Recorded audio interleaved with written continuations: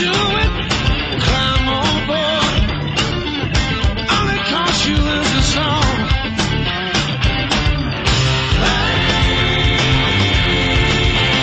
On the outside. Alright, welcome back to the second segment of the Harry Thomas Show Week in Review. Today is January 19th, 2008. The website is harrythomas.info. I'm your host, Harry Thomas, and we're going to get into eugenics now. Now, what is eugenics?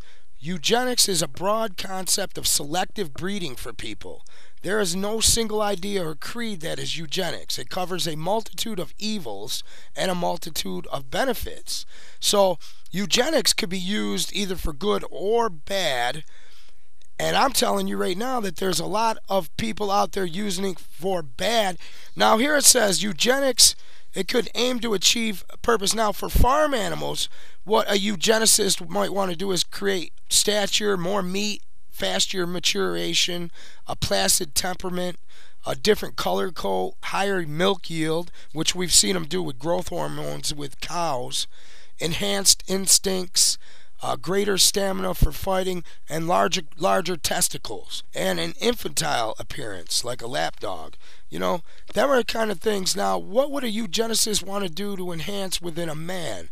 Maybe intelligence, however defined, loyalty, stature, longevity, health and fitness. You know, this is all has to do with selective breeding. Now, in the 20s, there was a big push for eugenics, sterilization programs, and all this other stuff. Now, think about it. Now, what if you wanted to do the opposite?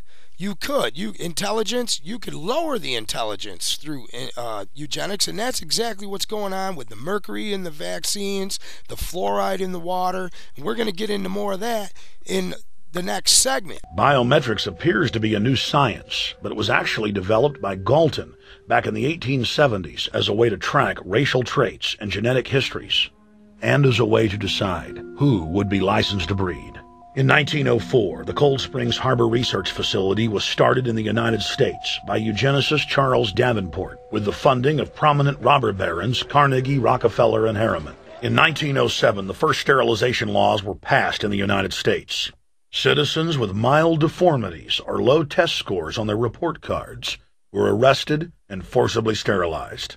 They were talking about, do dwarfs have the right to breed more of their kind? Or what about the deaf? What about the physically or mentally handicapped? And the elites have been breeding within themselves for generations, trying to create a super race. Now, their aim to increase the aggregate intelligence level by avoiding the breeding of people who are significantly less intelligent than average. Now, that would go into sterilization programs, how they don't want these serfs to breed. And there's many of the elitists are calling for an 80% population reduction.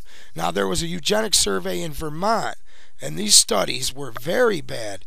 In 1927, they investigated poor and disfranchised people. The information was obtained by studies at institutions and social service agencies. They were collecting data on people, studies.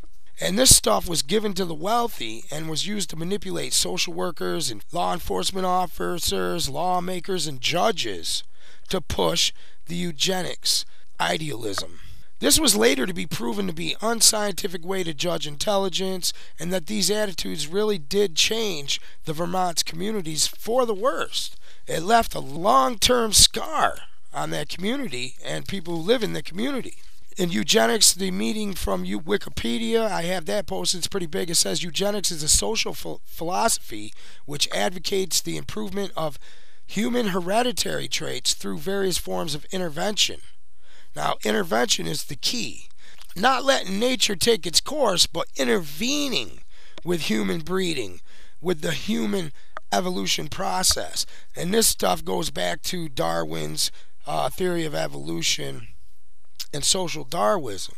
The field that would be mainly involved in a lot of this stuff would be microbiologists. And there's been mysterious deaths of top microbiologists. On November 15th, Harvard professor Don Wiley left a gathering of friends and colleagues sometime after 10:30 p.m.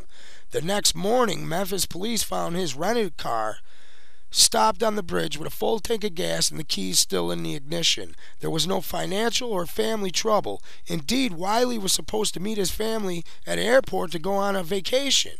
And there was no history of depression or mental illness. Now, the FBI Memphis office distanced itself from the case, saying that the available facts did not add up to suspicion of foul play. This guy's work was in immunology. He was a Harvard professor, a researcher also at the Howard Hughes Medical Institute, the National Institute of Health.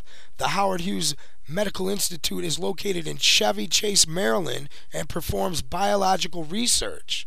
And it's jointly funded by the Department of Defense and the NIH. And I also would like to point out that the Howard Hughes Institute seems to be a coincidence of all these microbiologists. They all seem to be involved in the Howard Hughes Institute. Let that be known. Don Wiley's peers at Harvard include professors such as John Kohler, doing research on anthrax. Professor Wiley would be one of the great value to anyone developing biological weapons. Okay? And he's also an expert in virology and immunology. So, some of these super viruses that are going around, this guy's expertise could be used in either preventing it or starting it. He was assumed to have committed suicide, although all of his colleagues expressed doubts with that story. And then there's been deaths of 5 microbiologists. As many as 14 world-class microbiologists died between 9/11/01 and March 2nd of 02. January of 02, yet another microbiologist was added to the list. In fact, the official silence on the question of how so many top experts in infectious disease could die in such a short span time. And the last I knew, the reported number of microbiologists found dead or murdered were over 100. There's really only one reason to kill off a bunch of scientists: to keep them from doing something they are able to do. What were these scientists able to do? Many blow the whistle if an artificially created disease was about to be used in a manner that those who created it did not approve of, which I would say could be part of the mystery. And I got huge articles of this up at the website. Microbiologist death toll mounts as connections to DynCorp, Hadron, Promise Software, and disease research emerge. And this is just incredible. You can go ahead and check out all this information. Has Professor Wiley been disappeared? I mean, I don't have time to get into all this information, especially in these short segments. And this stuff is just out of control, and it needs to be stopped. I mean, the evidence of this is just overwhelming. I mean, this information needs to get out to people. I would highly suggest checking out Alex Jones's movie Endgame. When you hear about these pandemic flu hysteria and these super bugs and these vaccines and these sterilization programs, we're talking about eugenicists here. Anthrax scares. We're talking about a long-term program of the elite to get rid of 80% of the population. I mean, this stuff is well documented and needs to be exposed. I'm going to be back in the third segment, and we're going to be talking about Varticil, the CD8 pertinacin, and all the ways that they're using to dumb you down and to try to control your intelligence growth. I want to thank you for listening, and we will be back right after that to help fight the New World Order.